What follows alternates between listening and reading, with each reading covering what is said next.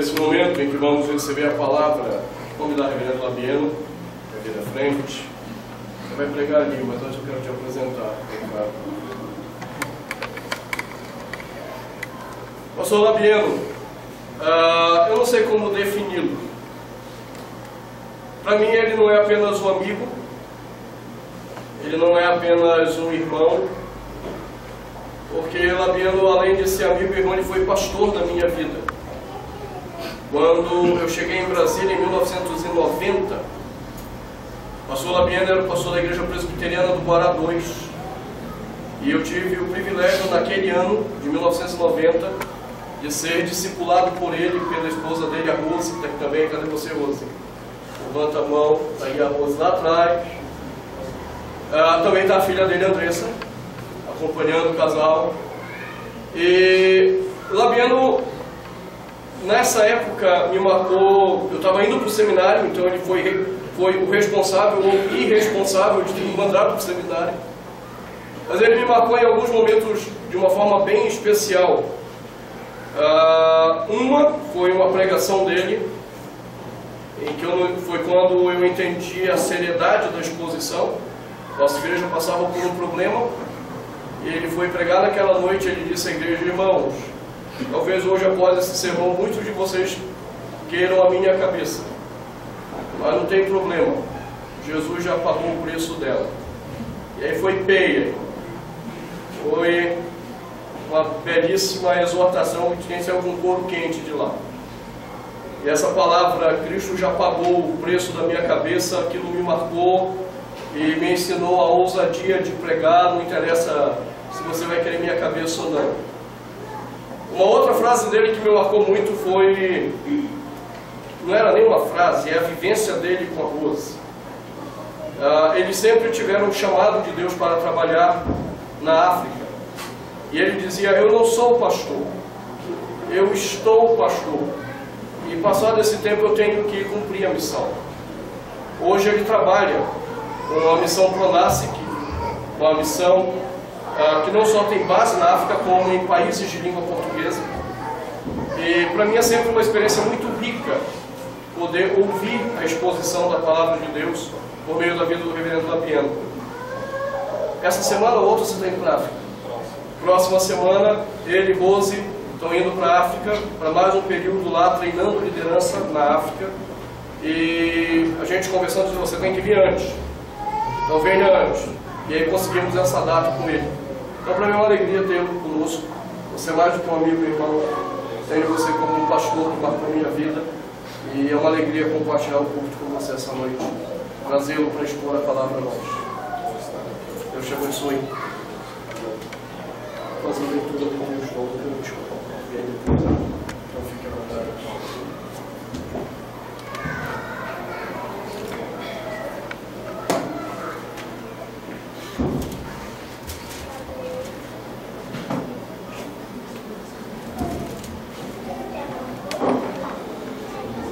Graças. Esse microfone é para gravação. Tá ligado? Tá ligado. Ah, tá ligado. Graça e paz, irmãos. Vamos abrir nossas Bíblias no Evangelho de João, no capítulo 19, verso 23 ao verso 27.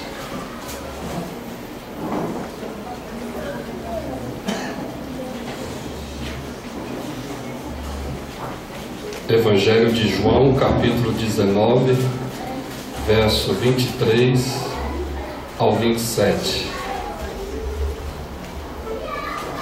Os soldados, pois, quando crucificaram Jesus, tomaram-lhe as vestes e fizeram 4 partes, para cada soldado uma parte, e pegaram também a túnica. A túnica, porém, era sem costura, toda tecida de alto a baixo. Disseram, pois, uns aos outros: não a rasguemos, mas lancemos sorte sobre ela, para ver a quem caberá, para se cumprir a Escritura. Repartiram entre si as minhas vestes, e sobre a minha túnica lançaram sortes. Assim, pois, o fizeram os soldados. E junto à cruz estavam a mãe de Jesus e a irmã dela, e Maria, mulher de Clopas, e Maria Madalena. Vendo Jesus, sua mãe, e junto a ela o discípulo amado, disse: Mulher, eis aí teu filho. Depois disse ao discípulo: Eis aí tua mãe. Dessa hora em diante, o discípulo a tomou para casa. Que Deus nos abençoe. A igreja pode se assentar. Muito bom estar aqui, né, com o pastor Williams, conhecer a igreja, né, estar na cidade também onde eu nasci, né, Taguatinga. Tenho boas recordações e saudades daqui. E também foi muito bom o tempo que tivemos com o William e a família dele lá na igreja do Guará 2. Pena que foi tão pouco tempo. Depois, quando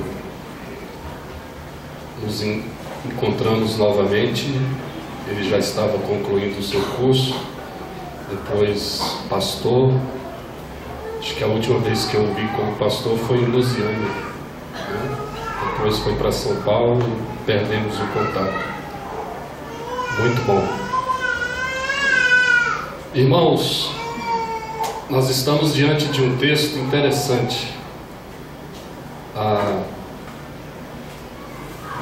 Esse texto, ele incomoda,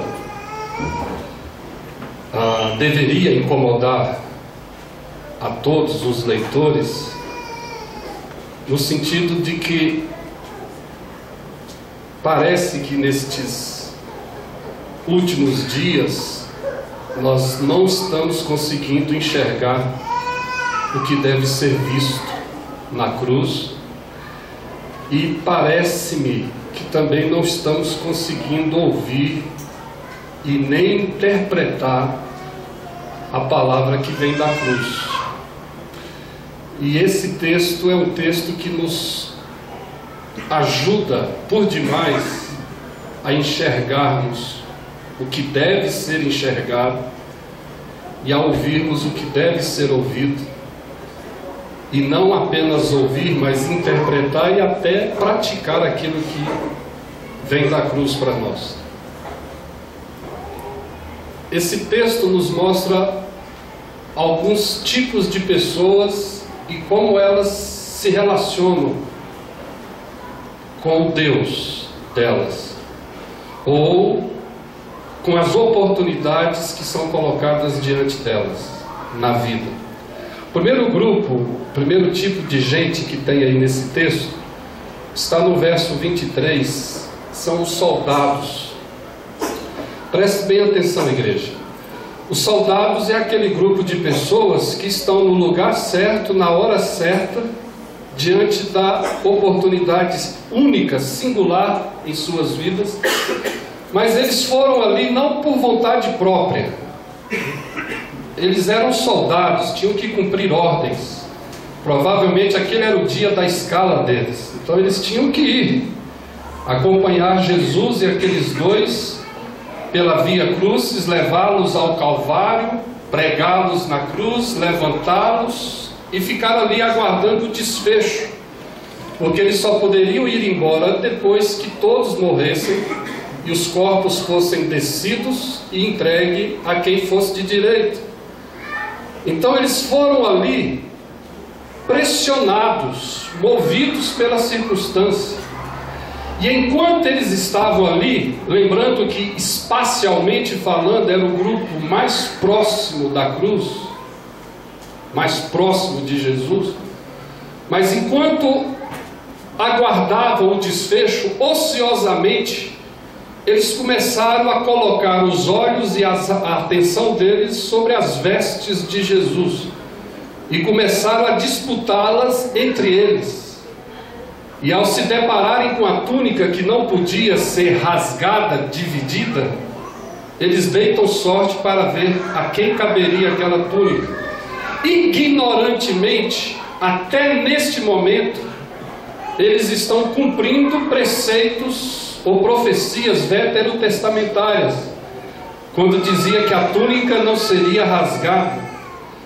Isso é uma boa motivação para nós continuarmos no caminho em que estamos, porque tem gente que estão cumprindo, tem pessoas cumprindo as Escrituras ignorantemente, sem saber, como é o caso deles aqui. Ociosamente eles depositam valor naquilo que era irrelevante da pessoa de Jesus. Eles preferem as vestes do Senhor do que o Senhor das vestes. Eles preferem e decidem entre eles voltarem para casa naquele dia levando alguma coisa de Jesus, mas sem se envolver em absolutamente nada com a pessoa de Jesus. Afinal de contas, se envolver com a pessoa de Jesus é extremamente constrangedor. É melhor ficar com as vestes. É melhor ficar próximo, mas não dentro. É melhor ver, mas não enxergar. Ouvir, mas não escutar. É isso que o grupo dos soldados decidem. Eles preferem o irrelevante do que aquilo que é relevante. Porque se envolver muito com o que é relevante no reino de Deus, a nossa vida corre sérios riscos de virar de ponta cabeça. Esse é o primeiro grupo. É de gente que está perto, mas está longe. É de gente que está bem próximo da cruz, mas não enxerga nadinha do que a cruz significa ou mostra. É gente que não consegue ouvir palavra alguma que vem da cruz, e se porventura vier, não conseguem entender ou interpretar o que vem de lá. É gente que está diante da melhor oportunidade da vida, mas não tem os seus olhos abertos para o reino de Deus, para o mundo espiritual. Uau! É gente que olha para a gente e enxerga gente para disputar com elas as coisas, porque eles estão ali enxergando uns aos outros e disputando entre eles as vestes, e se dando por satisfeitos com o que estavam adquirindo. Isso me incomoda o coração. É gente que está ali, buscam o que é irrelevante, disputam entre eles isso e se dão por satisfeitos. A igreja está entendendo ou não? Está entendendo, igreja? É muito sério isso.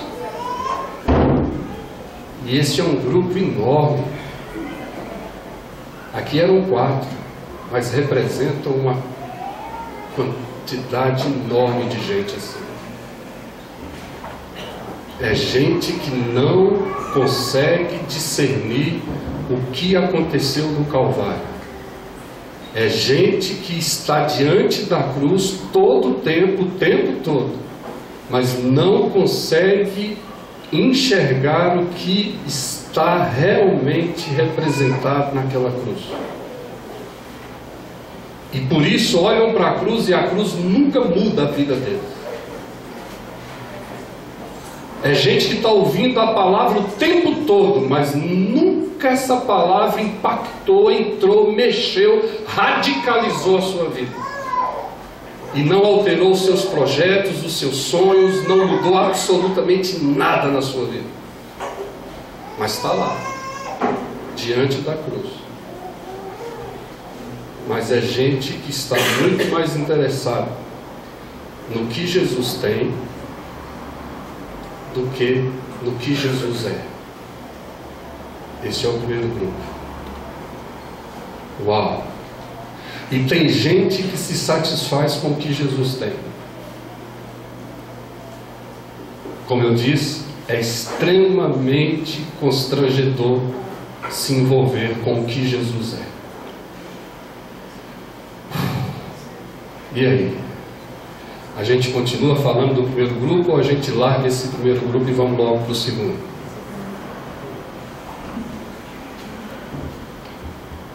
Gente, o primeiro grupo prefere o que Jesus tem. Vamos falar de pelo menos 2 vestes de Jesus que pertencem a Ele. E tem pessoas que pensam que se envolvendo com estas vestes, elas autenticam que são de Jesus, que automaticamente pertencem a Jesus porque estão com estas coisas em suas vidas. Primeiro, a igreja. A igreja é veste, ela é noiva, ela pertence a Cristo. Tem gente que se envolve com a igreja, instituição, de tal forma, abraçando tudo, entra de cabeça, joga em todas as posições, quer tudo, e não satisfeitos vão até para seminários, se tornam pastores e querem dedicar-se de corpo e alma à igreja. E eles acreditam que participando do sacramento, se envolvendo com a igreja, arrepiando de cima para baixo, experimentando tudo que a igreja oferece, eles têm Jesus, porque acreditam que é impossível alguém gostar tanto da igreja, se envolver tanto com a igreja e não ser salvo. Uau! A igreja é veste. E nunca devemos esquecer isso. Segunda veste que confundem a muitos é o poder espiritual.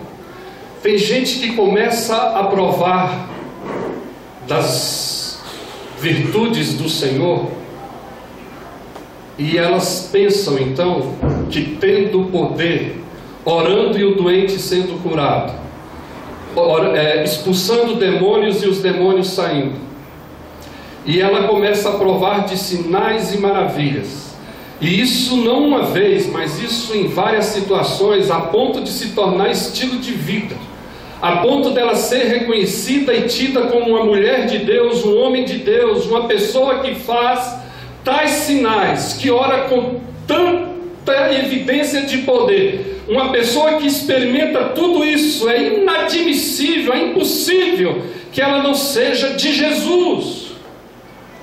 E aí vem o Senhor e diz a um grupo de pessoas que fizeram isso, expulsaram demônios, purificaram leprosos, curaram enfermos, e o Senhor diz: olha, eu não vos conheço.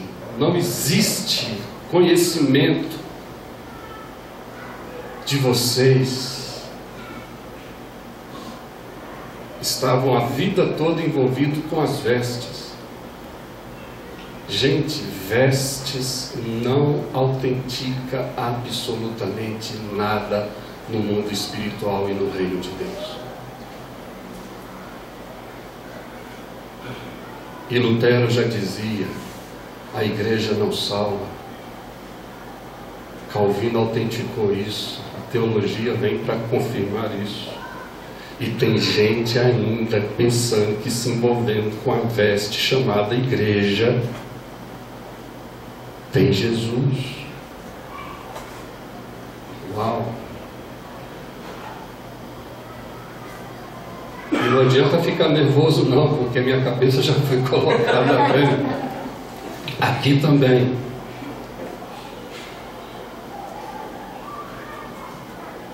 Mas eu disse que se envolver com Jesus é complicado. Sabe por que esse primeiro grupo prefere as vestes do que o Senhor das vestes? Porque se envolver com o Senhor das vestes é você simplesmente deixar de valorizar as vestes e valorizar o Senhor delas. É você priorizar o reino e só querer reino. Quem se envolve com o Senhor Jesus é gente que tem que estar preparada a viver, não apenas a ouvir a palavra que vem da cruz, mas a interpretar, a entender e a praticar. E a palavra que vem dele são palavras difíceis da gente pôr em nossas vidas hoje. Por exemplo, algumas delas, Jesus disse assim: se você vai emprestar dinheiro, empresta a quem você sabe que não pode te devolver. Que mérito teria em você emprestar dinheiro a quem pode te dar de volta? Tonhonhoi! É a palavra que vem da cruz. Mas o primeiro grupo não entende isso. O primeiro grupo não empresta, disputa, tira uns dos outros. Uau!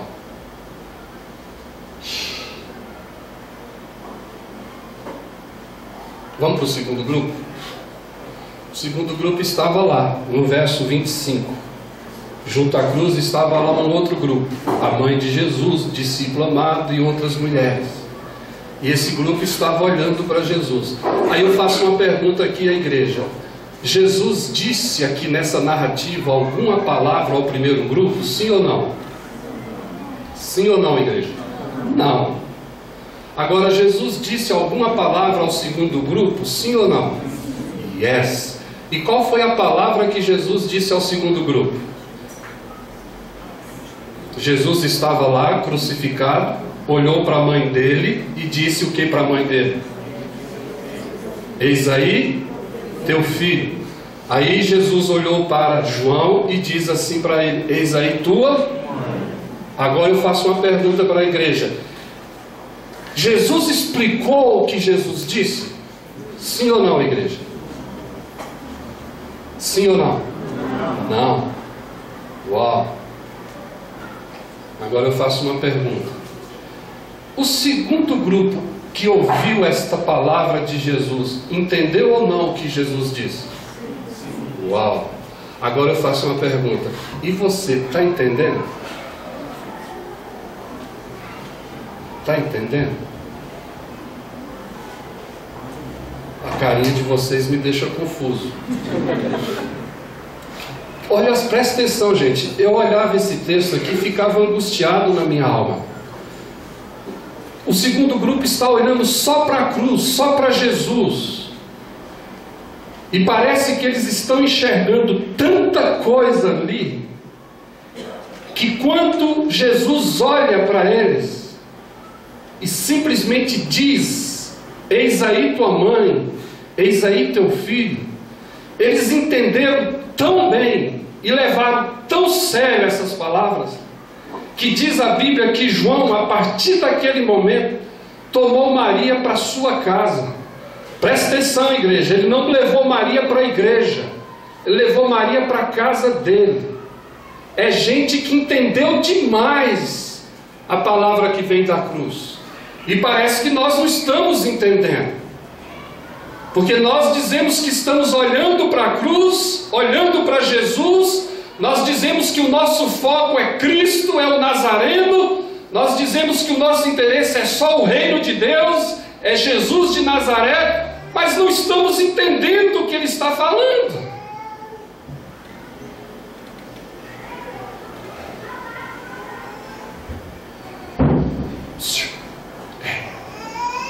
Você está entendendo? Se você está entendendo, você tem que fazer o que João e o que Maria fizeram. Sabe o que eles fizeram? Quando eles olharam para a cruz e Jesus falou aquilo, eles fizeram isso aqui, ó. Olhou para quem não era mãe e chamou de mãe. Olhou para quem não era filho e chamou de filho. Uau! Isso é gente que está olhando muito bem para a cruz. Porque quem olha para a cruz com os olhos certos é gente que prova quando olha para o lado e chama de mãe quem nunca foi sua mãe, e chama de filho quem nunca foi seu filho, e não apenas chama, mas leva para casa, alimenta, cuida, investe, se compromete. Quem olha para a cruz confirma que olhou para a cruz quando desenvolve relacionamento. Uau! Está entendendo? Tem gente que está dizendo que está olhando para Jesus e quer comprovar isso, frequentando uma igreja, participando de uma igreja, sendo dizimista, participando de tudo, pondo a Bíblia debaixo do braço, saindo por esse mundo, pregando o Evangelho, plantando igrejas. Isso faz parte. Mas isso não autentica na essência que você realmente está olhando para Jesus de Nazaré e está enxergando o que precisa ser enxergado. Uau! Tem gente que diz que olha para Jesus e olha para a cruz, mas não é capaz de olhar para o lado. Tem gente que diz que aceitou a Cristo, está olhando para Jesus, a vida dele agora é Cristo, é a igreja, é a cruz, mas é gente que tem dificuldade de lidar, de se relacionar, de amar, de olhar para o lado, de chamar de filho quem é o próprio filho, ou de chamar de mãe quem é a própria mãe, o que dizer daquela que não é. Por isso que as conversões de hoje, ditas conversões de hoje, não mudam as casas, não mudam as famílias. Goiânia, que é a capital mais evangélica do Brasil, que tem igreja por metro quadrado como São Gonçalo, no Rio de Janeiro, que está sendo objeto de estudo de alunos da ciência da religião, que estão indo para Goiânia para fazer estudo de caso, transformando a situação de Goiânia em teses de doutorado, em dissertações de mestrado, porque eles não estão entendendo como pode uma cidade como aquela, capital evangélica, ter uma quantidade tão grande de igrejas e todas elas cheias de crentes, mas a cidade continua com o IDH invertido, bagunçado, prostituição, crimes violentos, corrupção, desigualdade social tremenda. Porque igreja cheia não muda uma cidade, e uma cidade cheia de igrejas não autentica, não confirma absolutamente nada. O que muda uma família, o que muda uma cidade, é quando alguém que diz que olha para a cruz e que olha para Jesus, confirma isso, quando olha para o lado e ama a gente, e ampara a gente, investe em gente, se compromete com gente. Uau! É isso que está faltando. Nós não precisamos de mais igrejas. Nós precisamos de homens e de mulheres que olhem para a cruz do jeito certo, com a profundidade certa. É isso que está faltando. Está entendendo, igreja? Posso aprofundar agora? Estão prontos? Bênção. Igreja, presta atenção. Sabe o que realmente esse segundo grupo enxergou lá na cruz? E eu não sei se você consegue enxergar como eles. Tem 4 situações, presta atenção aí. Tem 4 situações que esse segundo grupo enxergou lá na cruz, e enxergou tão bem, que quando Jesus disse aquilo que disse, sem precisar explicar, eles entenderam e praticaram.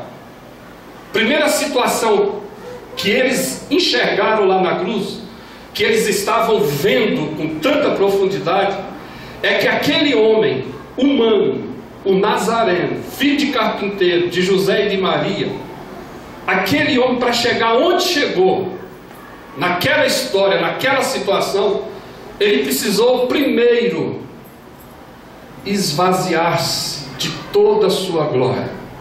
Ele abandonou literalmente, integralmente, a sua divindade, a sua posição de glória. Ele deixou o seio do Pai. Ele deixou tudo que era dele por direito. E ele veio a esse mundo, ele ocupou o nosso espaço, se fez homem como nós.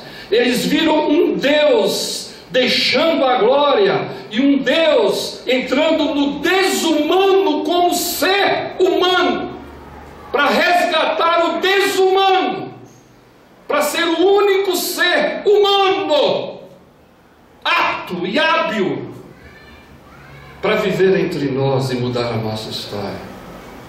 É isso que o segundo grupo está enxergando.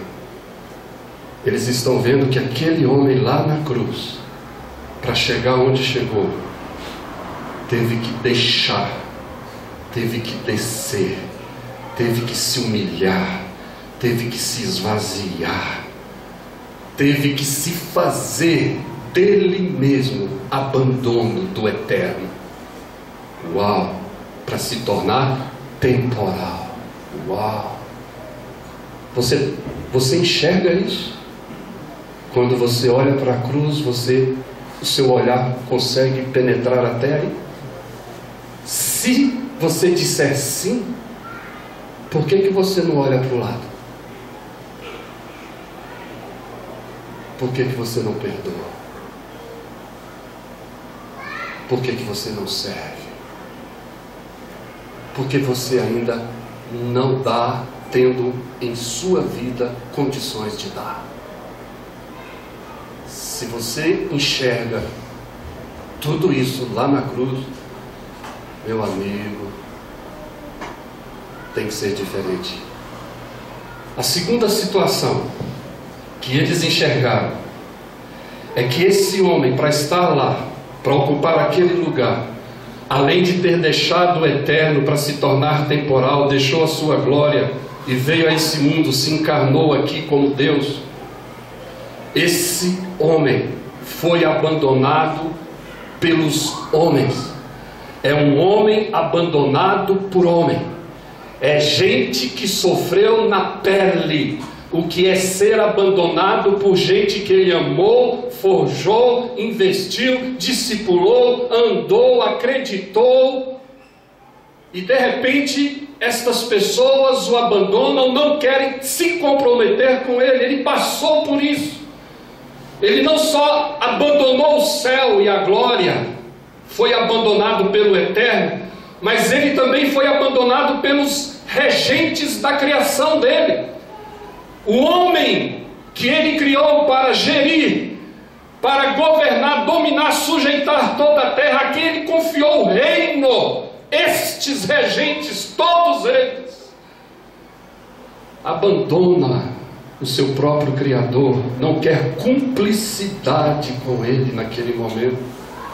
É isto que o segundo grupo consegue enxergar, que aquele homem foi abandonado pelos homens, pela igreja, por mim, por você, por nós. Uau! E quando você enxerga isso lá na cruz, e dessa forma, você tem que ser capaz de olhar para o lado e não desamparar ninguém, porque você viu lá alguém que já foi desamparado o suficiente.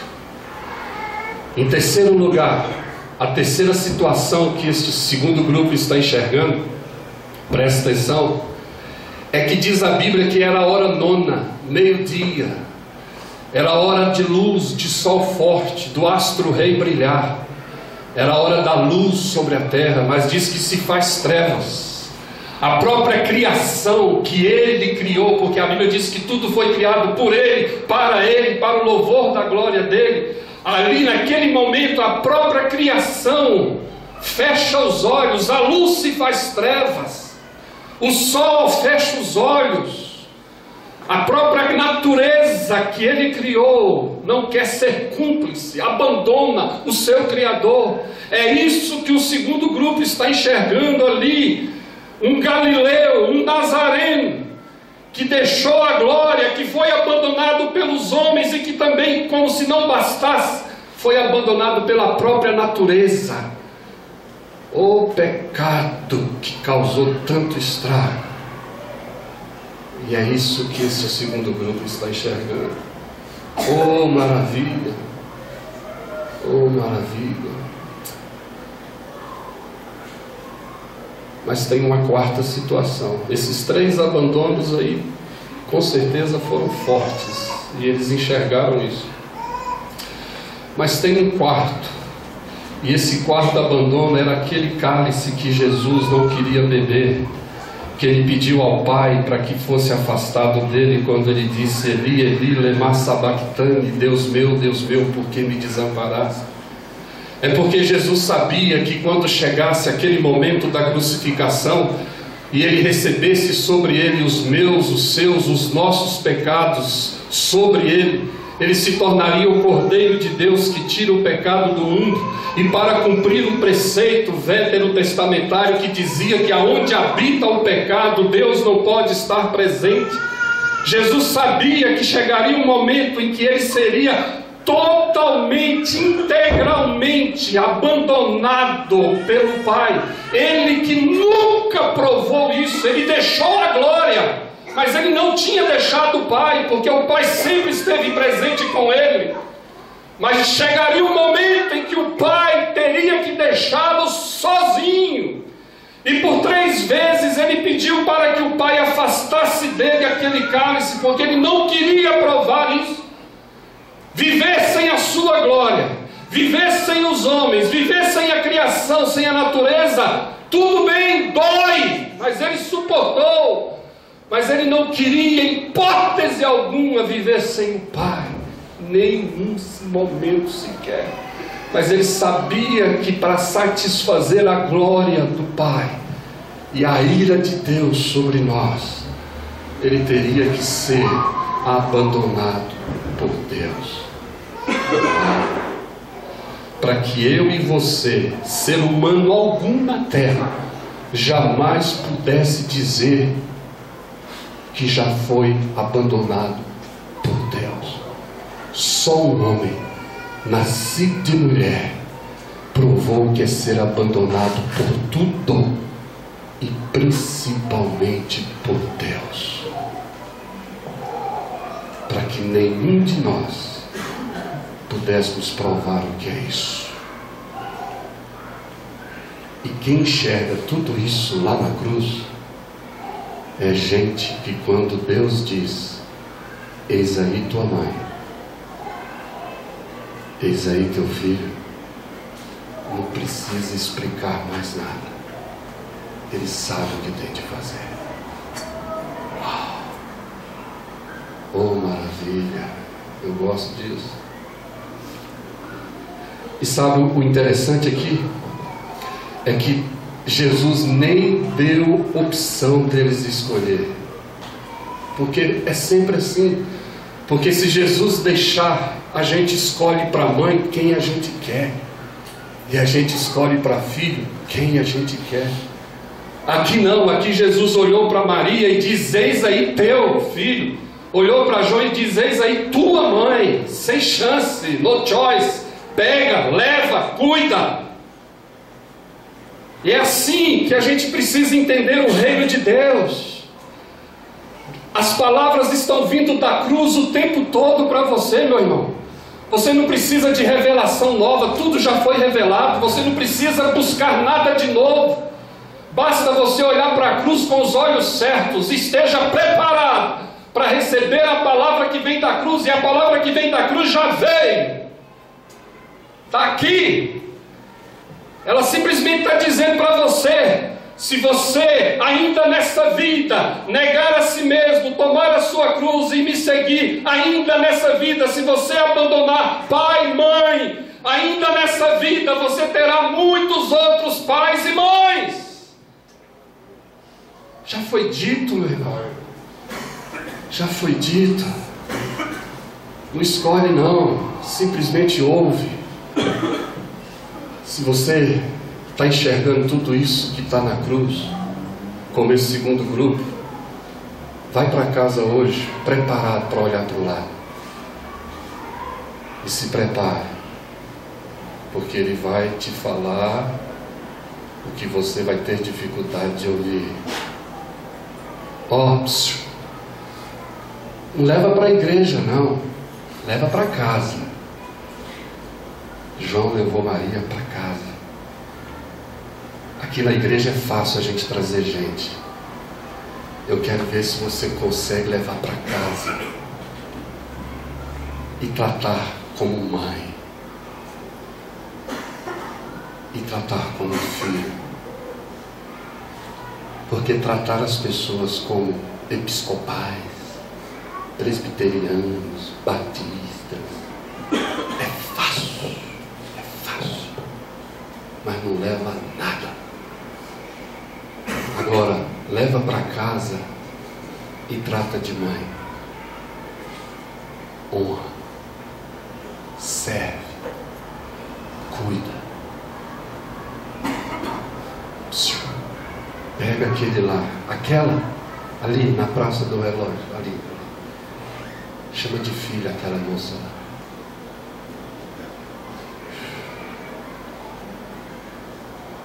Se fizer isso, você entendeu tudinho que precisa ser entendido na cruz.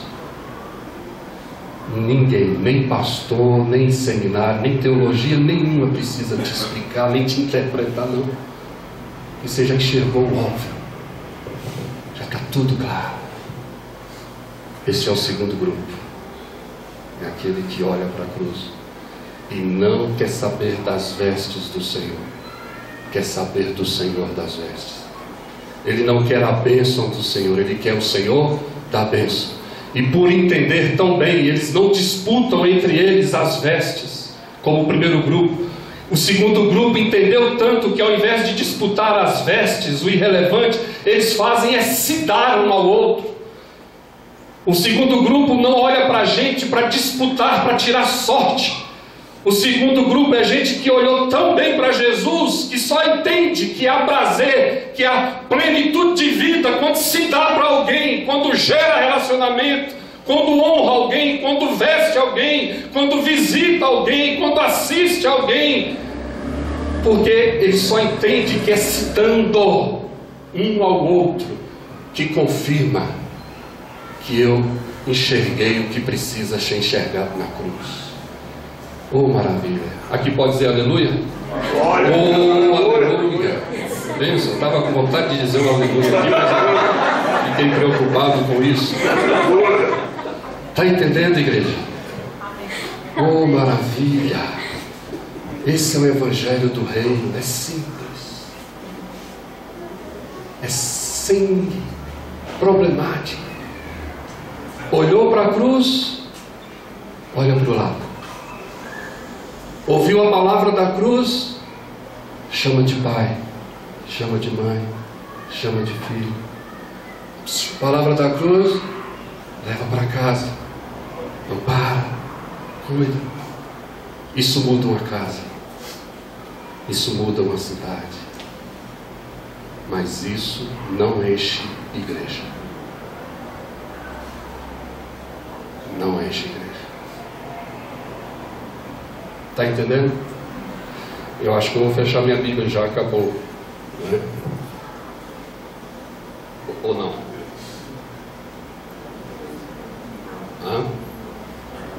Está faltando alguma coisa? Eu falei 3, né? Eu só falei do primeiro e do segundo. Então vamos lá, igreja, me ajuda a achar aí na narrativa bíblica o terceiro grupo. Onde ele está? Procura aí, igreja, na sua Bíblia o terceiro grupo. Igreja, para com isso, igreja. Ei, se você está no segundo grupo, sabe como é que você vai encontrar o terceiro grupo? Olha para o lado. Aí, é assim nós vamos achar o terceiro grupo. Sabe onde estava o terceiro grupo? É aquele que nunca chegou ao Calvário. Eles estão esperando a Maria chamar eles de filhos. E eles estão esperando os filhos chamarem eles de mãe. Se o terceiro grupo depender do primeiro, sem chance. Nunca provarão do reino de Deus. Nunca serão amados. Nunca serão amparados. Nunca serão vistos como pessoas. ninguém nos levará para casa, porque o primeiro não os quer. O primeiro só quer o que eles têm. A esperança do terceiro grupo está no segundo.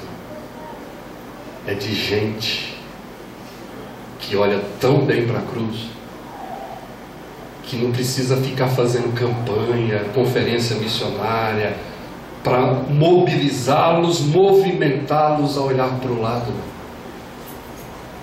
Eles fazem naturalmente, porque eles enxergaram tudo que precisava ser visto na cruz.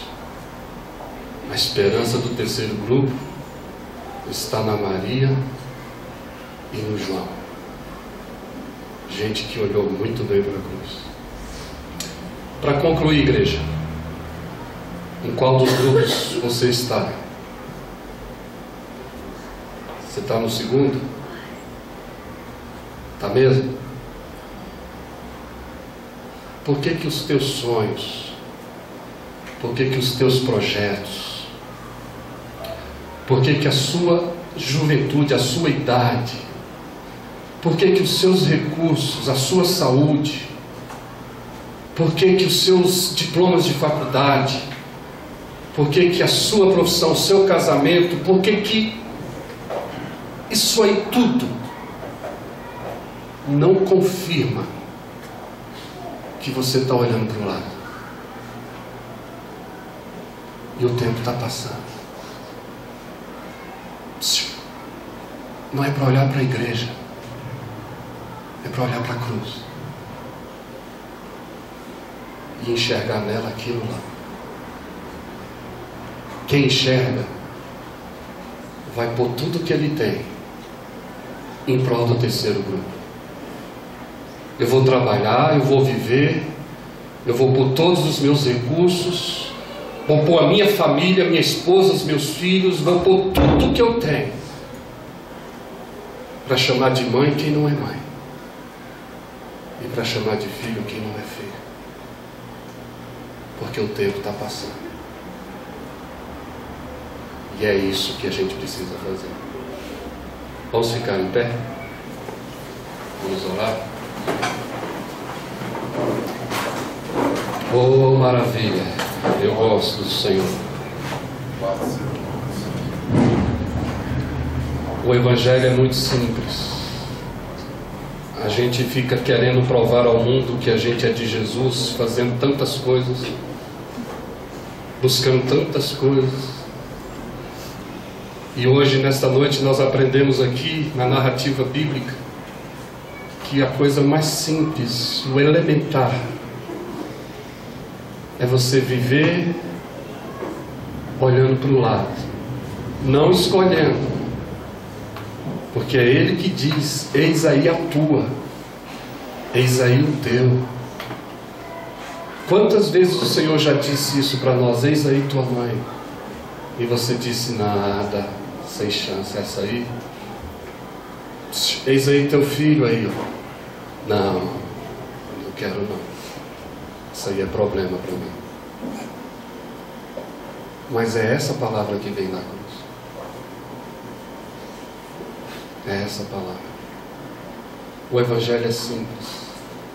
O Senhor te chama nessa noite para dizer assim: você está me vendo aqui? Você sabe por que que eu cheguei aqui? Por que que a cruz está aqui e eu nela? Você está enxergando tudo isso? Então, gasta o resto da vida que você tem agora, daqui para frente, para procurar a tua Maria e chamar de mãe. Vai para casa, procura o teu João para chamar de filho. Gera relacionamento, ampara, ama a gente, leva para casa. E aí a cruz fez toda a diferença. Vamos orar? Senhor Jesus, obrigado pela tua palavra. Oh Jesus, ajuda a gente Faz com que os nossos olhos possam ver o que está lá, e somente isso. Faz os nossos ouvidos ouvir o que Tu dizes, e somente o que Tu dizes. E faz o nosso coração, a nossa mente, o nosso ser entender tudo que vem da cruz, a ponto da gente viver uma vida simples como essa que nós aprendemos aqui hoje. Uma vida que sabe olhar para o lado na hora certa, sabe discernir quem a gente deve chamar de mãe. Uma vida que ampara a gente e não desampara, porque entendeu que tudo que aconteceu na cruz foi para que nós não pudéssemos desamparar ninguém. Oh Deus, faz esta igreja aqui ser conhecida como uma igreja de gente que olha bem para a cruz. E por olhar tão bem, é uma igreja que sabe olhar para o lado, ó Pai.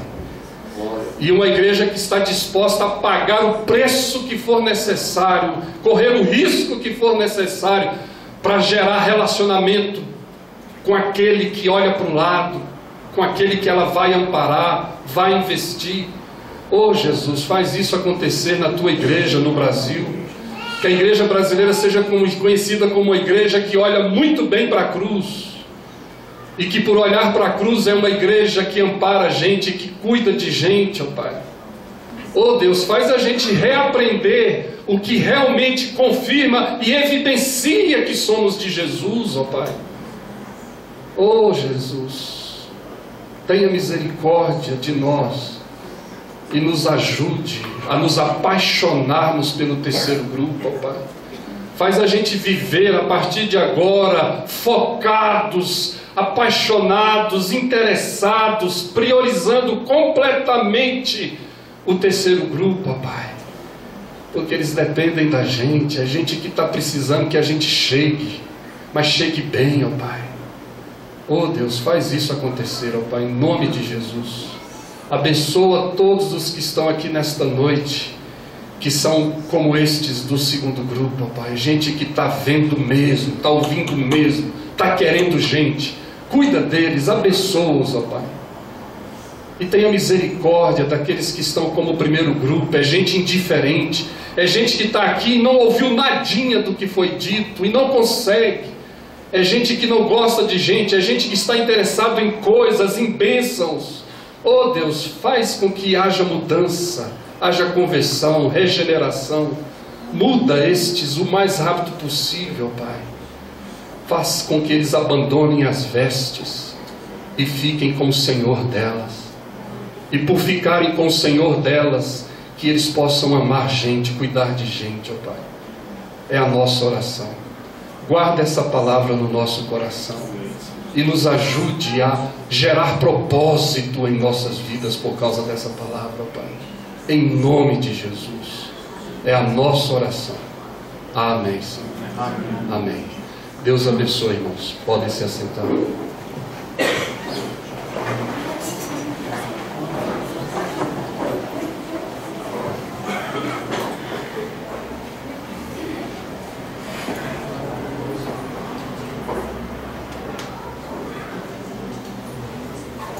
Irmãos, muito edificante a palavra. Esse é o momento no nosso culto que nós fazemos o nosso ofertório. Temos dito aos irmãos, nós não fazemos ofertório porque barganhamos com Deus. Você não pode barganhar com Deus. Nós temos dado nossos dízimos, nossas ofertas, por acreditar que Deus tem nos dado.